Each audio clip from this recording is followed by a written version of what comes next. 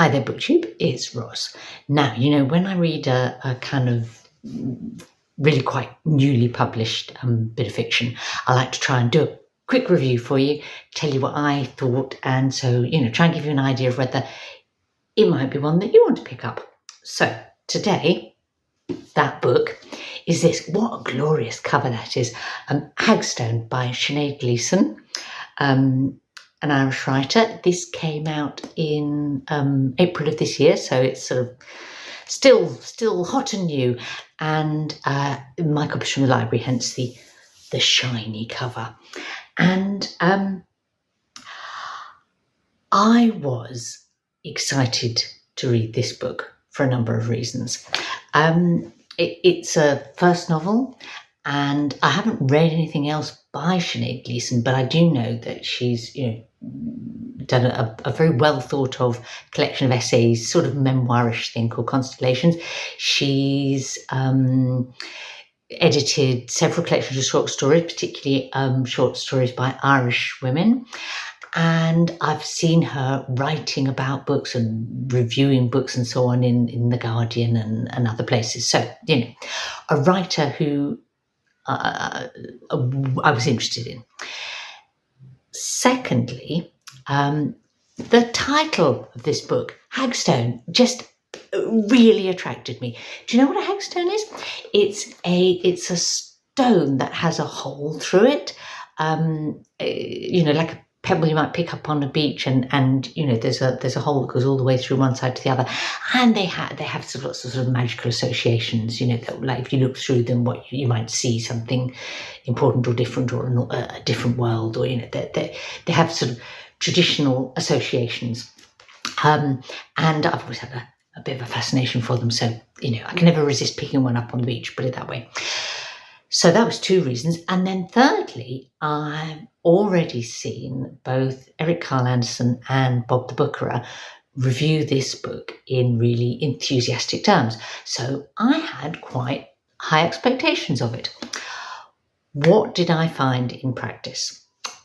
Okay, now you know that I tend to read books and review books with a positive outlook. I'm always looking for what was the author trying to achieve, and have they managed to achieve that? So that's my optimistic approach to reading and to talking about books. And so I'm going to start by telling you kind of 5 things that I really, really liked a lot about this book. Okay, and then there is a but coming. I'll be honest about that. So, but let's start with those 5.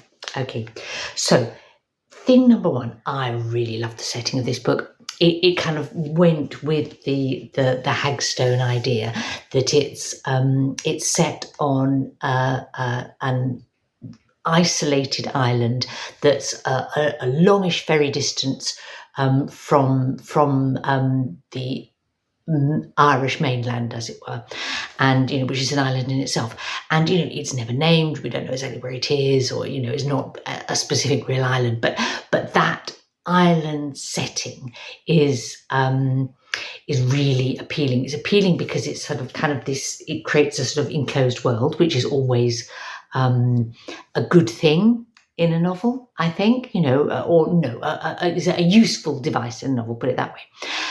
Secondly, because it's just given such a strong sense of place, I suppose, to the book, which brings me to thing number 2 that I really liked about this book, and that is the descriptive writing.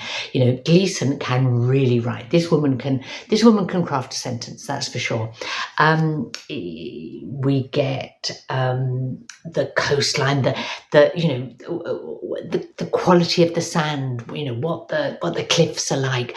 We're taken into the woods. We get buildings, interiors. The interior of the pub. I was right there. The village shop.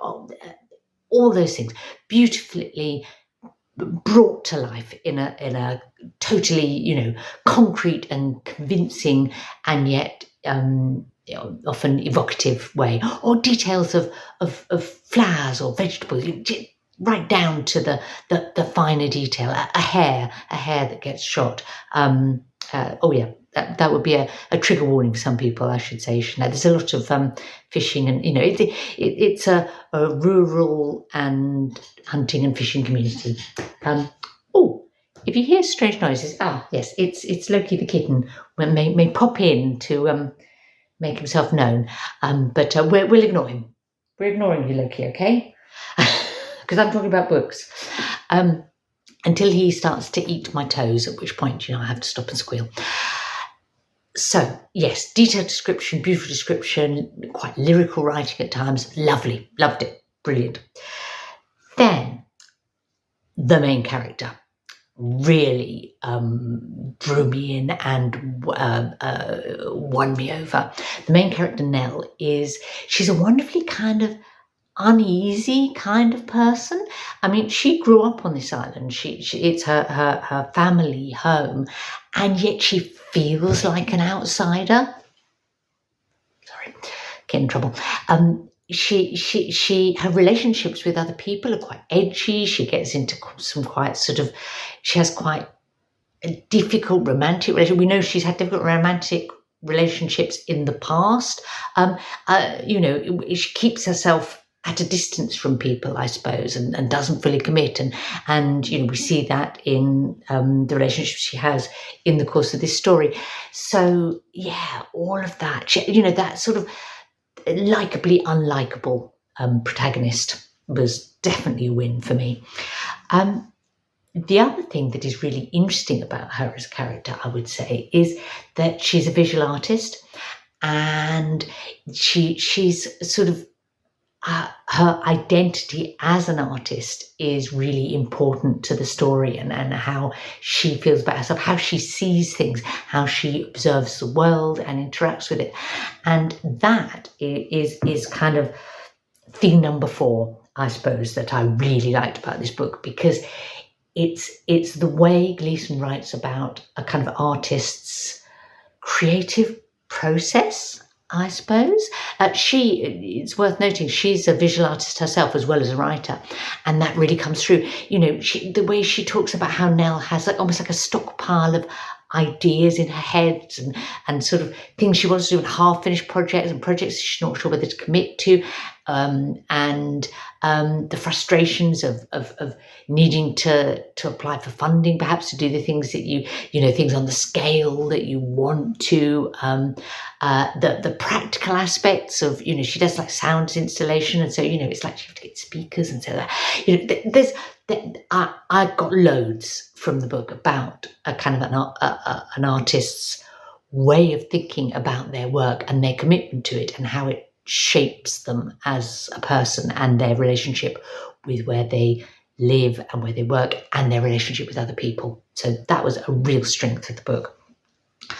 Then the 5th thing that I really liked about this book, was that she introduces this other element on the island, which is a community within the community. So we've got an island. It's cut off.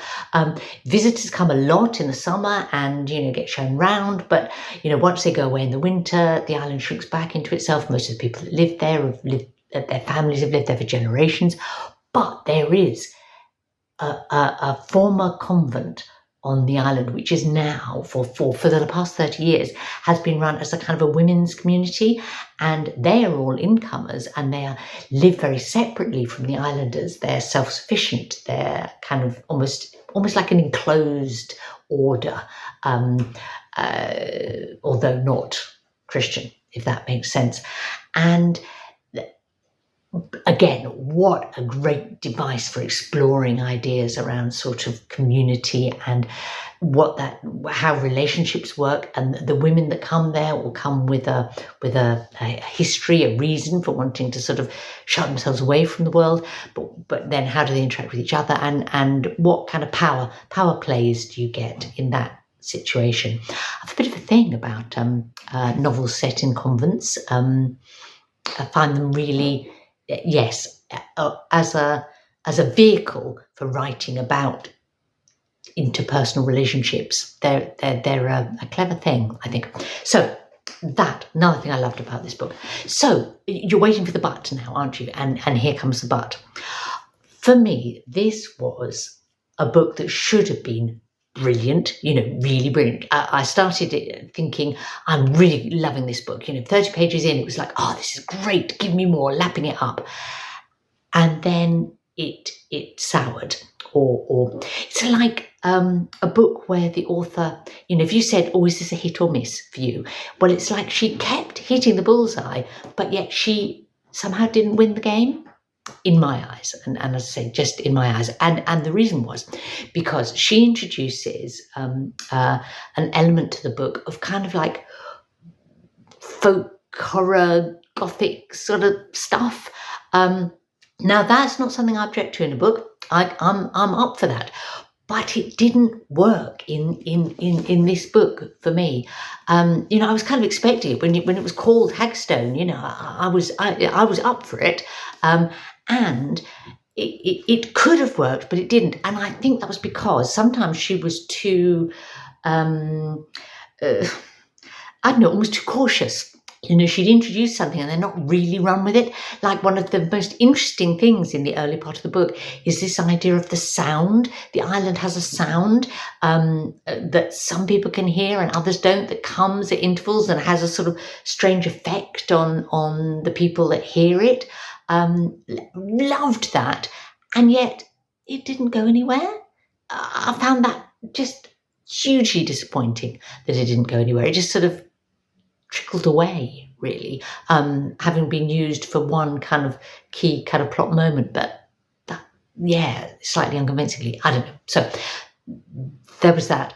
And then on the other hand, there are bits where she almost goes, too predictably gothic. So there's the moment she introduces the stake, and I don't want to give any spoilers, so I won't say any more, but she introduces the stake. It's like Chekhov's gun, she introduces the stake and you just kind of know that something is going to happen with that, and it becomes, I don't know, overly predictable and a bit unconvincing.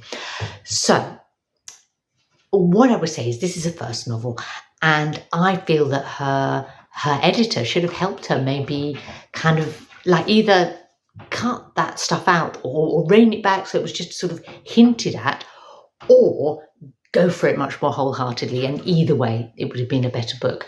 But having said that, I would absolutely read more things by Sinéad Gleeson. I'm interested to read her collection of essays now, because I was interested in what she was sort of expressing about, sort of, as I say, the life and mental and creative processes of an artist. And I would read her next novel on the hope that she'll have sort of ironed out what to me were the issues with this one. And I will link below to both Eric and Bob's videos that review this book, because, if you think, oh, actually, it sounds like I would like that, watch either or both of those and you will get a much more sort of enthusiastic version of this review. They didn't seem to feel the flaws that I did. And of course, that's the joy. That's the joy of reading novels, isn't it? And, books generally, that we don't all have the same reaction to things, and we don't all necessarily like all the same things.